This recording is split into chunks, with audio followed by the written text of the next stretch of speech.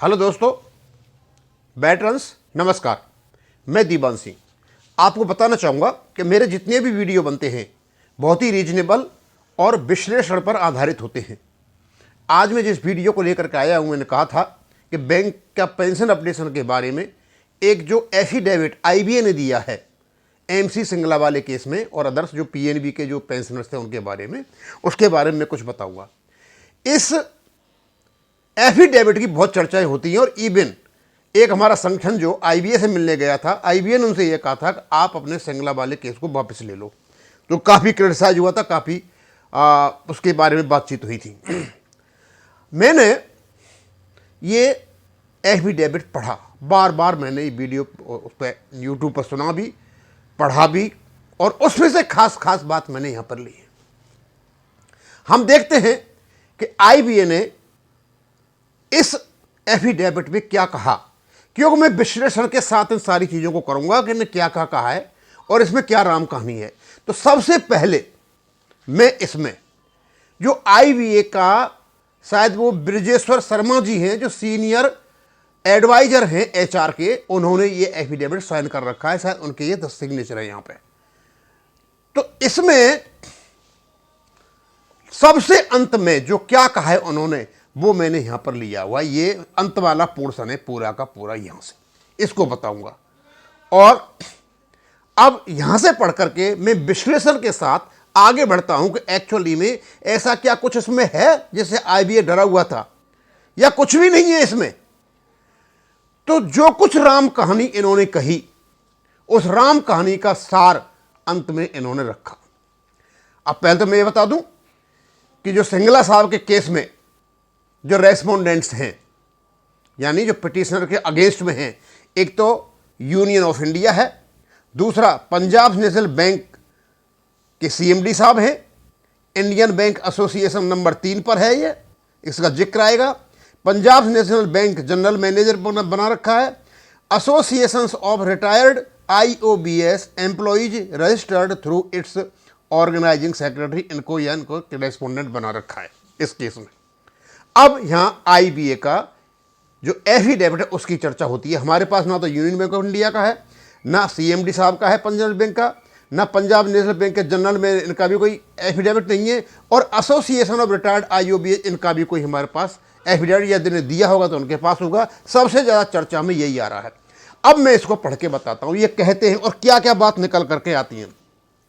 India, it is further most respectfully submitted that Indian Bank Association respond number 3 in the present petition, ये number 3 पर है, number 3 पर ये Indian bank association ये यहाँ पे है, और ये 3 पे है, is an association of banks and is neither the state nor the instrumentality of state and therefore petition again under article 226 of the constitution of India is not maintainable against the Indian bank.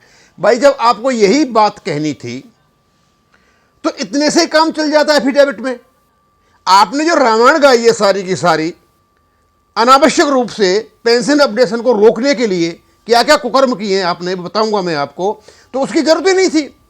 जब IBA ये मानता है कि ये state नहीं है और इंस्ट्रूमेंटलिटी of state भी नहीं है, आईबीए ये मानता है, यानी कॉन्स्टिट्यूशन की आर्टिकल 12 के अंतर्गत ये स्टेट नहीं है। जब ये स्टेट है ही नहीं तो इनको एफिडेविट देने की क्या जरूरत थी। ये कहते हैं 226, और 226 क्या होता है कि जो हाई कोर्ट में जब इन्होंने एप्लीकेशन डाली होगी तो उसमें आता है जो इक्वलिटी का, राइट टू इक्वलिटी वाला जो पोर्शन आता है, वो कॉन्स्टिट्यूशन अपना फंडामेंटल राइट है, हाई कोर्ट के अंतर्गत वो आता है, और ये कहते हैं हम स्टेट नहीं है। अब स्टेट जो है, ये फंडामेंटल राइट का जो केस होता है स्टेट के खिलाफ होता है, यानी पिटीशन को माना गया, जो पिटीशन ने डाली सिंगला साहब ने कि आईबीए एक स्टेट है और ये भी इसको इन्वॉल्व करना चाहिए, और आईबीए ये कहता है भाई हम स्टेट नहीं है। यानी आईबीए ये मान के चलता है कि हम स्टेट नहीं है, हम खाप पंचायत का काम करते हैं और कुछ नहीं है, हम केवल आपकी समस्याओं को बढ़ाते हैं। अब स्टेट में गवर्नमेंट होती है, पार्लियामेंट होती है, स्टेट गवर्नमेंट होती है, या लोकल अथॉरिटीज होती हैं, अदर अथॉरिटीज होती हैं, भारतवर्ष में होती हैं और कंट्रोल्ड बाई भारत सरकार होती हैं, ये सब स्टेट में आती हैं। तो इनके जो चेयरमैन हैं आईबीए के या जितना भी स्टाफ है वो सारा का सारा पीएसयू बैंक का है और साथ में आपके प्राइवेट बैंक्स का भी है। ये तो निश्चित है कि जो ये घोलमेल कर रखा है, इसमें जो प्राइवेट बैंक को घुसा रखा है, इनके अपने अपने अलग अलग प्रकार के सोच होते हैं, सबको मिलाकर के बना रखा है। ये केवल और केवल बना रखा है इनको पेंशन अपडेशन को रोकने के लिए। अब मैं आगे चलता हूं, क्योंकि इससे तो यह मामूल होता है कि आईबीए खुद मानता है कि हम एफिडेविट देने के काबिल नहीं हैं। इन्होंने माना। अब इन्होंने सारी कहानी गाई इसमें कि भाई 29/10/93 को ऑफिसर्स यूनियन और दूसरी यूनियन के साथ में एक जॉइंट नोट निकला। उसका बदौलत क्या हुआ कि 1995 में एक पेंशन रेगुलेशन बनाया इन लोगों ने, और इस पेंशन रेगुलेशन में पेंशन अपडेशन का कोई जिक्र नहीं है। भाई इस पेंशन रेगुलेशन में कहीं भी किसी प्रकार यह भी नहीं है कि पेंशन अपडेट नहीं होगा और यह भी नहीं होगा। तो यह अर्थ कैसे निकाल लिया गया कि पेंशन अपडेशन का कोई जिक्र नहीं है, इसलिए पेंशन अपडेशन नहीं होगा।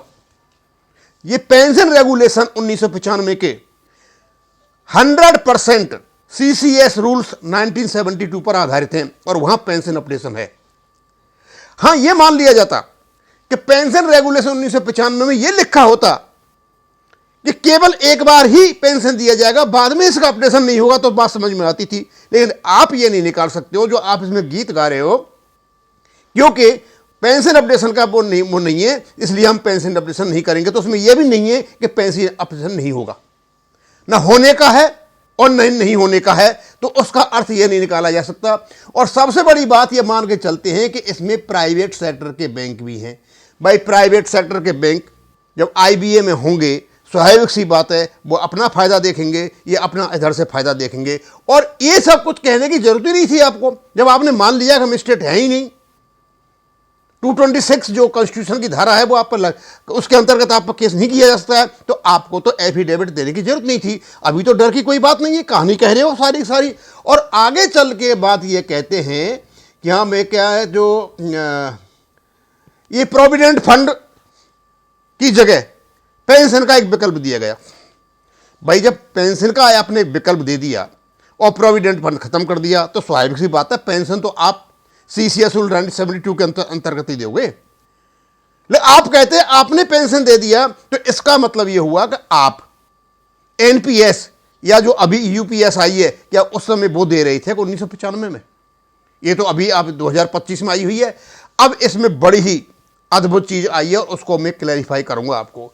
ये कहते हैं कि ये जो 1995 का ये है अपडेशन पेंशन के लिए, इनका तुलना सेंट्रल गवर्नमेंट के कर्मचारियों के साथ में नहीं की जा सकता, क्योंकि उनका जो भुगतान होता है वो रेवेन्यू एक्सपेंडिचर से होता है, वो बजटरी अलोकेशन होता है, यानी उनका पैसा वहां से आता है और हमारे पास ऐसा कोई फंड नहीं है। अब मैं ये पूछना चाहता हूं कि भाई जो बजटरी अलोकेशन होता है, जो रेवेन्यू एक्सपेंडिचर होता है, भारत सरकार जहां से पैसा देती है उसमें पैसा कहां से आता है? क्या कोई बैंकों का पैसा जाता है? सरकारी बैंकों के नेट प्रॉफिट का 30% डिविडेंड के रूप में भारत सरकार को जाता है और नेट प्रॉफिट का जो बच जाता है वो रिजर्व में चला जाता है। यानी यदि आप नेट प्रॉफिट बैंकों को पेंशन देकर के निकालो तो स्वाभाविक सी बात है कि हमारी पेंशन भी हो जाए, अपडेशन भी हो जाए और भारत सरकार को पैसा भी चला जाए। लेकिन वो कम नहीं करना है। यदि 1000 करोड़ किसी बैंक का फायदा हुआ है नेट प्रॉफिट, तो भारत सरकार को 300 करोड़ देने पड़ेंगे। और यदि 1000 प्रॉफिट में से 200 करोड़ बैंक के हर एक बैंक अपने कर्मचारियों की पेंशन के लिए निकाल रहे थे, 800 जो रह जाते हैं, 800 करोड़ जो रह जाते हैं, उसमें जाता है तो भारत सरकार को 240 करोड़ ही जाते हैं। यानी 300 करोड़ से 240 करोड़ नहीं हो जाएं, जो सीएमडी साहब हैं किसी पर्टिकुलर बैंक के, अपनी वाई लूटने के लिए उनके माध्यम से वो वहां देकर के आते हैं और वाई लूटते हैं। अब क्योंकि एक बड़ा ही जटिल स्ट्रक्चर है, बैंकों के जितने भी बड़े बड़े अफसर बैठे हुए हैं, सीएमडी हैं या उससे नीचे और आसपास बैठे हुए हैं, उनको अपनी पोस्ट बचानी है और पोस्ट लेनी भी है। इनका सबका सिलेक्शन कहां से होता है? डीएफएस के माध्यम से। डीएफएस फाइनेंस मिनिस्ट्री के नीचे आता है। डीएफएस स्वाभाविक सी बात है, डीएफएस तो अपना ज्यादा फायदा चाहेगा। तो ज्यादा से ज्यादा फायदा लेने के लिए डीएफएस ने हमारे चेयरमैनों को दबा रखा है। हमारे कर्मचारियों और अफसरों के द्वारा कमाए हुए पैसे को ये बोनस के रूप में लेते हैं और फालतू इन्हीं के उसमें रिजर्व में जमा हो जाता है। तो ये घालमेल जो चला हुआ है कि डीएफएस नहीं चाहता कि उनके उसमें कमी हो, और यहां जो स्वार्थी लोग हैं, क्योंकि उनको नहीं कह सकते कुछ भी, वो यहां जो स्वार्थी लोग बैठे हुए हैं कि हमें ऊपर की पोस्ट लेनी है और हमारा ज्यादा से ज्यादा हमारा डिविडेंड जाना चाहिए, एक वाही लूटनी है, ये ऊपर जो घोलमेल हो रहा है उसकी वजह से पेंशन अपडेशन नहीं हो रहा है। भाई जब हमारा पैसा, हमारा ही कमाया हुआ पैसा भारत सरकार के रेवेन्यू एक्सपेंडिचर को पूरी करने के लिए जाता है, उसकी रेवेन्यू रिसीट होती है वो सारी की सारी, और उससे ही कैपिटल बजट का वो होता है, यहां से कम हुआ पैसा वहां जा रहा है। फिर जो कमा रहे हैं उनका पेंशन अपडेशन क्यों नहीं है? ये कैसे कह सकते हो कि आपका पेंशन फंड जाए, उसमें कोई प्रोविजन नहीं है? सर आप ही कमा करके दे रहे हो। उनका जो रेवेन्यू एक्सपेंडिचर हो रहा है, जो रेवेन्यू रिसीट जो वहां हो रही है, उसमें आपकी बैंकों का भी डिविडेंड के रूप में पैसा जा रहा है। जब डिविडेंड देते वक्त उससे पहले ही आप पेंशन का प्रोविजन करें और उसके बाद नेट प्रॉफिट निकालें, तो स्वाभाविक सी बात है आपका सारा का सारा मामला क्लियर हो जाएगा। क्योंकि जो आपका पैसा जा रहा है वही रेवेन्यू एक्सपेंडिचर में जा रहा है। वहां पे जो आप ज्यादा से ज्यादा कोशिश कर रहे हो गवर्नमेंट को देने के लिए, वो पैसा किसी का नहीं है, ये बैंक के कर्मचारियों को खून और पसीना की कमाई है, चाहे वो रिटायर हो गए और चाहे वर्तमान में कोई काम कर रहे हैं। इस एफिडेविट में ऐसा कुछ भी नहीं है जिसकी वजह से आईबीए घबराया हुआ है। हां, ये जो अंत में इनने बात कही है कि ना हम स्टेट हैं, ना स्टेट की इंस्ट्रूमेंटलिटी है, 226 हम पर लागू नहीं होता, यानी हम खाप पंचायत वाला काम करते हैं, इस पर हाई कोर्ट, सुप्रीम कोर्ट इन पर कंटेम्प्ट ऑफ कोर्ट लगा सकता है। जब तुम आते ही नहीं हो तो तुमने फिर ये सारी राम कहानी की जरूरत नहीं थी, ये राम कहानी कहने की जरूरत ही नहीं थी। बहुत कुछ बातें कहने की, क्योंकि थोड़े में नहीं बताया जा सकता। केवल और केवल तुम स्टेट हो भी नहीं और पेंशन अपडेशन को रोकने के लिए बीच में दीवार बन के खड़े हुए हो। बैंकर्स की पेंशन अपडेशन को रोकने में सबसे बड़ा हाथ आईबीए का है, आईबीए के अधिकारियों का है, और इनकी मिली भगत डीएफएस से है और फाइनेंस मिनिस्ट्री की है। यदि हमारा ही पैसा इनके पास जा रहा है, भारत सरकार के पास जाके जमा हो रहा है, रेवेन्यू एक्सपेंडिचर को पूरा कर रहा है, तो फिर उस पैसे से हमारी पेंशन अपडेशन क्यों नहीं हो रहा है? ये एक बहुत बड़ा मुद्दा है और ये कोर्ट के सामने हमारे वकीलों को लाना चाहिए। अब इसको यहीं खत्म करूंगा। थैंक यू, धन्यवाद।